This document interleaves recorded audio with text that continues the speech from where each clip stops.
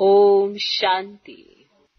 कई तरह के भाव होंगे सब आत्माओं में, लेकिन आपकी तरफ से शुभ भावना की बातें ही ले जाएं। ये तब होगा जब स्वयं के पास खुशी की बातों का स्टॉक जमा होगा। जब आपके पास इतना स्टॉक होगा तभी आप दूसरे को दे सकते हो। तो आपके पास जब दूसरों के अवगुणों की बातों का स्टॉक होगा तो आप दूसरों को क्या दोगे? वायुमंडल में क्या फैलाओगे? अवगुण। अगर आपके पास खुशी की बातों का स्टॉक होगा तो आप वायुमंडल में क्या फैलाओगे? खुशी। माना जिस बातों का चिंतन करते करते एक दूसरे के साथ वर्णन करेंगे वही चीज तो वायुमंडल में फैलनी है। अगर आप दूसरे की बुराइयां करते करते कभी इसकी बुराई, कभी उसकी बुराई, कभी उसकी बुराई यही करते रहेंगे तो वायुमंडल में बुराइयां ही फैलनी है। और अगर आप शुभ भावना रखते हो और आपके पास इतनी खुशी का स्टॉक है तो दूसरे को भी आप खुशी ही देंगे।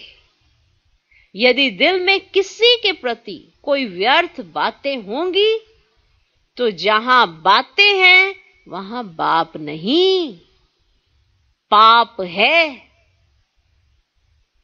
अगर दिल में आपके दूसरों के लिए बड़ी व्यर्थ बातें हैं, माना दूसरों की पता नहीं कितनी बातें आपने स्टोर करके रखी हैं, तो अगर आपके पास दूसरों की बातें स्टोर हैं तो बताओ बाबा कहां है? तो अगर व्यर्थ की बातें हैं तो बाप नहीं है, पाप है। पाप है वो।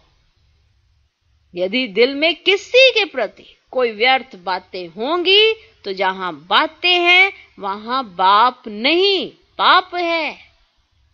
वायुमंडल में वही चीज फैलती है जिसका वर्णन करके आप फैलाते हो।